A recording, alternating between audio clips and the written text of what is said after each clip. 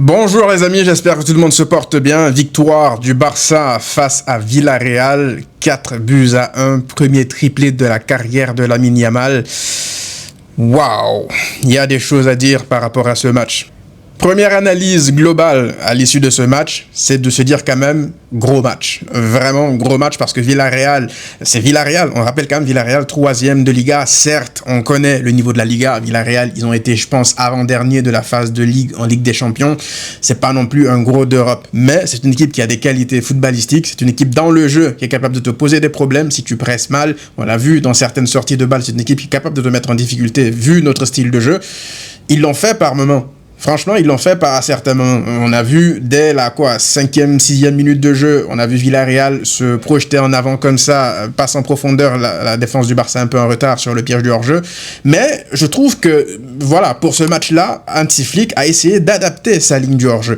Et quand je dis adapter sa ligne du hors-jeu, ça part d'abord de devant. Parce que le pressing a été un peu modifié. Parce qu'à certains moments, on a vu des sorties de balles de Villarreal où c'était un peu plus facile. Mais lorsque, de base, vous vous rappelez, Lamine Yamal partait sur le central, le premier central, et que Rafinha partait sur le second central, tu avais Koundé qui allait sur le latéral. C'est la seule chose qui m'a un peu dérangé par moment, parce qu'à chaque fois que Koundé, il devait monter, il était un peu en retard. Du coup, le latéral gauche de Villarreal, il avait un peu plus de temps pour relancer, et le pressing, il était un peu battu. Mais très rapidement, il y a eu une sorte d'ajustement tactique où on voyait Lamine Yamal et Rafinha reculer un peu plus et ne pas forcément tout de suite foncer comme ça tête baissée sur les centraux.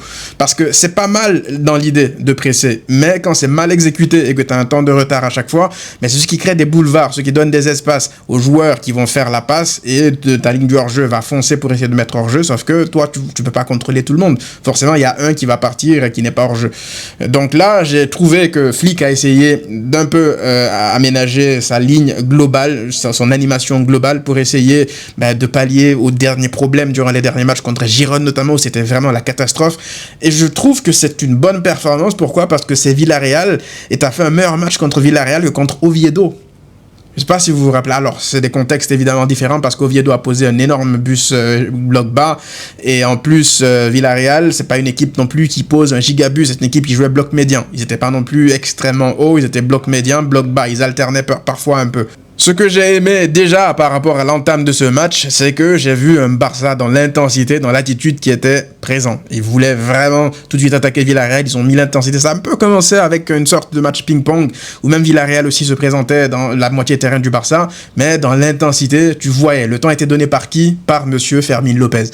Fermín López, dès la première seconde de jeu, tu vois que c'est un chien qui va chercher le ballon dans les pieds des adversaires. Ça donnait en fait le ton pour tout le reste du match. Fermín López, faut en parler. Son jeu sans ballon, son activité, c'est quelque chose. Franchement, Fermín López, faut en parler. Au-delà de ces deux passes décisives, son apport sans ballon, c'est extrêmement crucial pour ce Barça de Flick là. Avec le style de jeu du Barça de Flick, un joueur comme Fermín López qui aime un mort de faim sur tous les ballons, c'est important.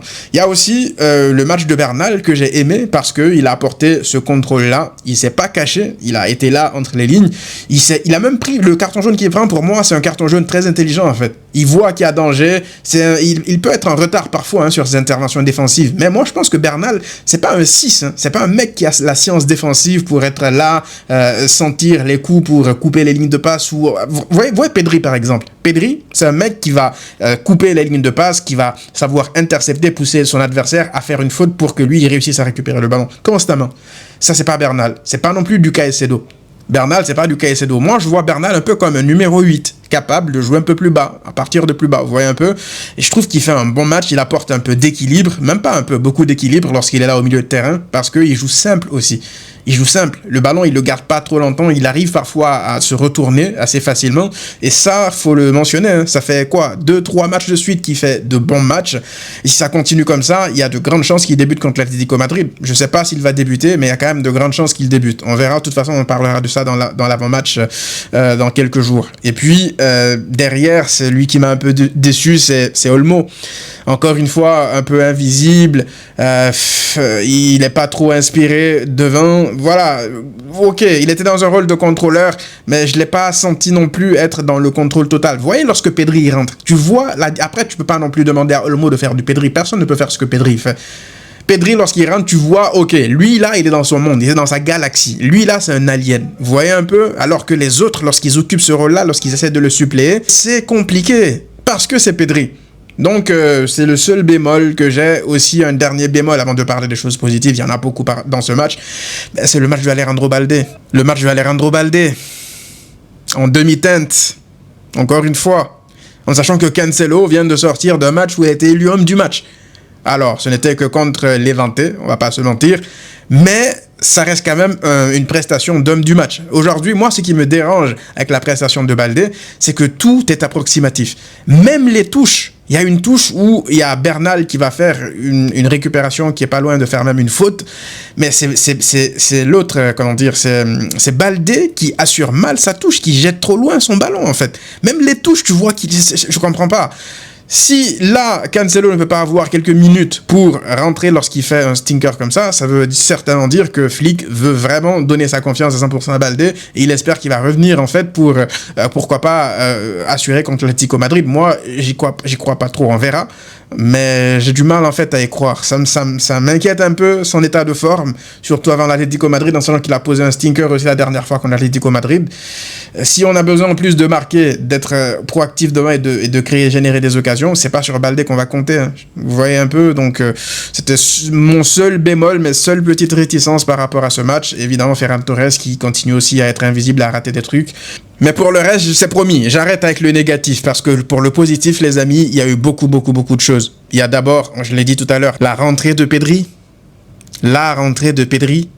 Vous voyez, la dernière fois, je vous disais que on sentait qu'il voulait pas forcer contre Levante. Il voulait vraiment, là, pour le coup, reprendre tranquillement, ne pas se faire mal. Il avait un peu peur des contacts physiques. Là, Pedri, il est rentré en mode, je suis là pour vous montrer que je suis de retour. Déjà, première touche de balle contre l'Orienté, il protège son ballon, il amène le pressing du mec de l'autre côté. Ça y est, on n'en parle plus. J'ai également bien aimé le match de Koundé. Je trouve qu'il revient bien ces derniers temps, sauf sur le corner. Je trouve que voilà, il se la joue un peu trop facile. Sur certaines petites actions, tu sens que voilà, est-ce que c'est excès de confiance ou il veut un peu trop en faire et donc voilà, tu concèdes un corner un peu comme ça, il t'encaisse derrière. Mais pour le reste, je trouve qu'il fait un gros match. Il est solide derrière et puis il fait une passe décisive pour Lewandowski. Il se propose devant. Il a raté une grosse occasion en première période, mais ça montre aussi sa volonté, ses velléités offensives. Il attaque, il se propose. Et t'as besoin de ça. T'as pas besoin d'un mec qui est là juste pour accompagner Lamine Yamal. Et donc, il lui offre des solutions, un peu comme le Koundé de la saison dernière. Donc, ça me plaît de le revoir à ce niveau. J'espère qu'il continuera comme ça, qu'il va monter en puissance. Parce que Koundé, t'en as besoin. La charnière aussi, Koubarsi, Eric Garcia. Koubarsi, ça fait plein de matchs qu'il enchaîne. On est là, vous vous rendez compte? Je sais pas si vous vous rendez compte. Regardez un mec comme Huysen. Huysen, qui a 2 ans, je crois, de plus que Koubarsi. Il est là, stinker sur stinker à chaque match. Koubarsi, 18 piges, c'est vrai qu'il passe parfois à côté de certains matchs, mais je trouve que la planète du foot est beaucoup plus dure envers Koubarsi quand il se rate que contre Huysen, où lui, c'est toujours le défenseur du futur, ok. Le mec, il a 20 piges, hein. Il fait encore des erreurs d'amateur. Bref, je veux juste parler du match de Koubarsi, des matchs que Koubarsi enchaîne. Il est très intéressant, il est rassurant, il est là, il est serein. Et puis Eric Garcia, sa présence à côté de lui, peut-être que ça participe à tout ça. Moi, je trouve que la charnière, c'était pas le problème durant ces dernières semaines, même lorsque le Barça encaissait plus, le style suicidaire avec cette ligne du hors-jeu. Donc, si tu as une structure un peu cohérente, si tu ne permets pas à tes adversaires de tout le temps avoir 3-4 face-à-face par match, ben, ta ligne défensive, elle va te protéger. Et ça permet aussi à tes défenseurs de ne pas faire à chaque fois des sprints comme à Eric Garcia contre Giron, H24, aller-retour. Vous voyez un peu? Donc là, Johan Garcia n'a pas eu grand-chose à faire dans ce match-là et je préfère que quand c'est comme ça, même s'il encaisse un but sur ce corner-là, il peut vraiment rien pour le coup à bout portant. Lamine Yamal, premier triplé de sa carrière. Je vous l'avais dit la dernière fois. Maintenant, le journaliste là qui nous parlait de est-ce que Lamine Yamal est un bon joueur de 1 contre 1. J'espère qu'il était devant sa télé aujourd'hui. Parce que là, Lamine Yamal, au-delà de ses buts, il faut regarder le contenu de son match. C'est pour ça que je kiffe Lamine Yamal. Je vous disais la dernière fois, moi, je pense que même que j'avais été un peu influencé par les analyses des commentateurs. C'est pour ça que là, de plus en plus, je mets mute pour regarder mes matchs. Lorsque, en tout cas, c'est des commentateurs français. Parce que c'est insupportable. Lamine Yamal, c'est le seul joueur aujourd'hui qui doit réussir 100% de ses matchs, réussir tous les dribbles qu'il tente dans un match et n'avoir aucun déchet. On parle là du meilleur dribbleur d'Europe. Et de loin, premier devant tout le monde. C'est même pas serré à côté. Non, non, non, non. C'est un mec qui est là, qui malaxe chaque défenseur, c'est vis-à-vis chaque week-end. Il peut avoir des matchs où il est un peu moins bon que d'habitude, il est un peu moins réussi que d'habitude, avec un peu plus de déchets dans les dribbles, mais il va jamais passer un match inaperçu. Vous voyez un peu? Et là, ce soir, il te plante le premier triplé de sa carrière. Le jour où Lamine Yamal, je vous l'avais dit, le jour où il va débloquer la finition, on parle d'un mec de 18 piges, hein. Les Messi, le premier triplé de Messi, est-ce que c'est pas aussi à 18 piges contre le Real dans le Classico où le Barça fait 3-3 avec Ronaldinho, je sais plus, vous me direz si vous vous rappelez, mais quand même, c'est très précoce hein, pour Lamine Yamal, le nombre de buts qu'il a déjà à son âge. Il a combien de buts là en Liga déjà? Je pense il doit pas être loin de 14 là. 14 ou 13, vous me direz là encore, je n'ai pas vraiment un compte sur le nombre de buts de Lamine Yamal, mais ça me plaît en fait de le voir enchaîner les buts. Il doit enchaîner les buts. Il doit comprendre en fait qu'il en est capable. Ce qu'il a fait ce soir-là, il doit comprendre que c'est quelque chose qu'il peut faire sur une base régulière. Il doit faire des appels de plus en plus sans ballon. Il ne doit pas tout le temps attendre le ballon sur la ligne pour être le distributeur. Bien sûr, c'est son style, c'est naturel en lui. Il va toujours créer. Mais j'ai envie de voir Lamine Yamal, un peu comme la dernière fois lorsque Olmo le trouve dans la profondeur, comme je crois que c'était contre Copenhague, un peu comme ce soir, lorsque là, il fait l'appel et Pedri le serre. Si Lamine Yamal veut améliorer, je veux dire, ses stats de finition de but, il doit faire beaucoup plus d'appels dans la surface, vers la surface, pas uniquement appeler, demander le ballon dans les pieds lorsqu'il est collé à la ligne. Il est en train de varier son jeu, de plus en plus d'appels, il comprend qu'il doit être de plus en plus dans la surface de réparation et il punit. Alors là, je ne sais pas s'il a encore débloqué une finition clinique de sang-froid létal devant le but à chaque fois, mais la qualité de ses buts ce soir, la qualité de ses buts, le premier à ras de terre comme ça, à plat du pied sécurité, le deuxième Golazo, sa spéciale de la fin de saison dernière, et puis le troisième, il part dans la profondeur, il ouvre le pied, encore plat du pied. En fait, ça là, s'il réussit à maîtriser ce geste-là, déjà, ça peut être très facile pour lui sur plein d'aspects dans la finition. Parce que la finition, ne croyez pas, hein, c'est très difficile. Il y a des situations où tu dois t'adapter, où c'est un pointu, où c'est un plat du pied, où c'est un enroulé. Et si tu arrives à chaque fois à t'adapter pour savoir quelle surface de pied utiliser, comme Messi le faisait, comme les Neymar aussi le faisaient à chaque fois, il va être dévastateur, il va être infernal pour les gardiens.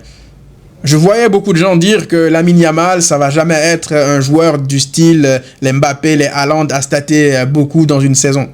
On n'en sait rien en fait. On n'en sait vraiment rien parce que Messi à ses débuts, c'est pas un mec qui statait beaucoup. Hein.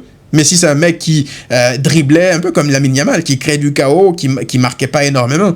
Mais c'est lorsqu'il a commencé à marquer à ses 18-19 piges que là, ça a commencé à monter crescendo, c'est devenu une machine à but. Donc Lamine Yamal, au début, peut-être qu'il n'était pas non plus programmé dans sa tête, dans son logiciel, à marquer énormément de buts. On le voit, à ses débuts, c'était beaucoup plus le dribble, la passe. Toujours aujourd'hui, c'est la passe. Mais s'il se conditionne à se dire que si je fais beaucoup plus d'appels dans la surface, je vais marquer des buts, là, ça peut devenir une machine à but. Il va progresser. On a tendance à l'oublier. Lamine Yamal a une marge de progression. Il a 18 piges. Rendez-vous compte. Donc, s'il débloque la finition au bout de ses 18-19 piges, au bout de ses 20 piges, c'est un mec là qui pourra carburer à des saisons de minimum 30-35 buts, voire 40 buts, saison. Donc, hâte de voir jusqu'où il va continuer à aller comme ça. Moi, cette saison, je voulais donner un objectif de 15 à 17 buts en Liga pour Lamine Yamal. La saison passée, je crois, il en avait mis que 9. On dit 9 pour un mec de 17 piges. Rendez-vous compte de la folie. Donc là, le mec, il va finir, je crois, cette Liga au moins avec 15-17 buts. Peut-être pour les plus ambitieux, ils pourront aller jusqu'à 20. Moi, je ne vais pas pousser jusque-là, mais c'est pas impossible avec lui. Mais ça me fait plaisir, en tout cas, de le voir de plus en plus marquer, prendre de la confiance. En plus, ça a permis de le reposer beaucoup plus tôt, de faire entrer Rooney, qui a été aussi intéressant, Rashford, qui sont tous rentrés en deuxième période. Ils ont pu avoir du temps de jeu. C'est ça aussi la gestion de ton effectif. Tu peux pas utiliser les mêmes joueurs H24, 90 minutes avec un style de jeu énergivore comme celui de Flick. Donc c'est bien qu'il commence à intégrer de plus en plus les joueurs. J'espère que c'est pas quelque chose de circonstanciel et que ça va perdurer dans le temps. Enfin, je vais juste terminer par une séquence Rafinha qui a été très remuant dans ce match-là. Dès le début du match, il était intéressant, il proposait, il faisait des passes intéressantes, il a éliminé, centré, il a même fait une passe de fou à Ferran Torres qui s'est vautré devant le gardien encore une fois, qui a besoin de 50 occasions pour mettre une au fond. Heureusement que Lewandowski rentre et il plante. J'espère que c'est Lewandowski qui va débuter contre l'Atlético Madrid, parce que Ferran Torres, c'est bien beau de se procurer des occasions 6, mais à chaque fois, c'est pour tirer sur le gardien, ne pas savoir quand éliminer le gardien, tout ça. Ça y est, quoi, c'est bon. Merci, c'est bien beau de créer des occasions, mais il faut finir aussi au bout d'un moment.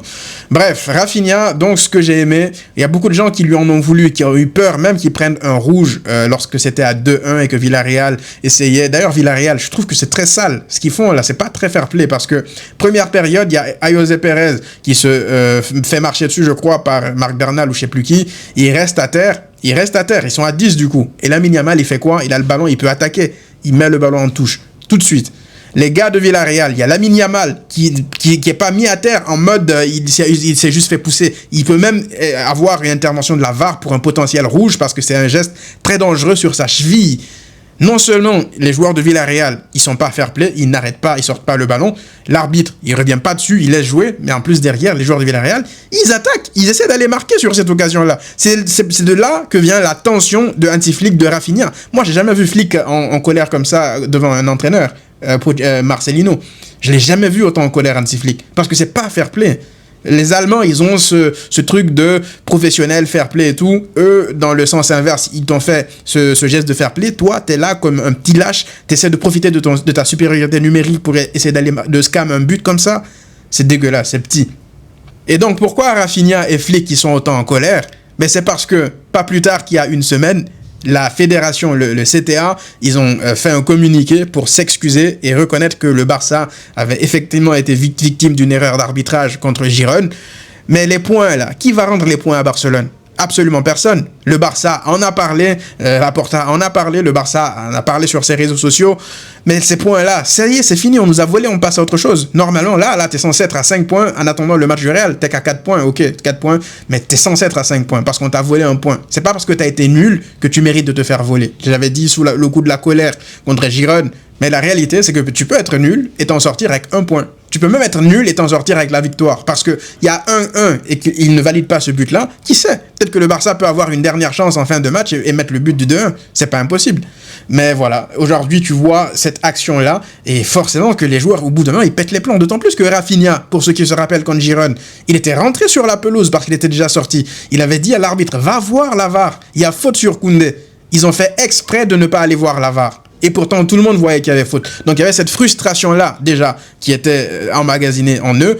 Et derrière, ils arrivent, ils voient quoi? Ils voient un arbitre qui fait ça en plus. Alors le CTA vient de s'excuser. Donc, ils se foutent de qui au bout d'un moment? On va pas non plus sortir du terrain, faire comme les Sénégalais. Mais au bout d'un moment, il faut quand même se faire entendre. Il risquait de prendre rouge, mais c'est un peu légitime ce qu'il est en train de réclamer, là. Faut qu'on se fasse respecter. Et ça passe parfois aussi par des trucs comme ça. Bref, je voulais terminer avec ça. Donc, très satisfait de la performance globale de l'équipe. Très content du retour de Pedri. J'espère voir un bon match face à l'Atlético Madrid. On fera de toute façon l'avant-match, on en parlera à ce moment-là. Et voilà, les amis, on se retrouve très vite pour une nouvelle vidéo. À très vite.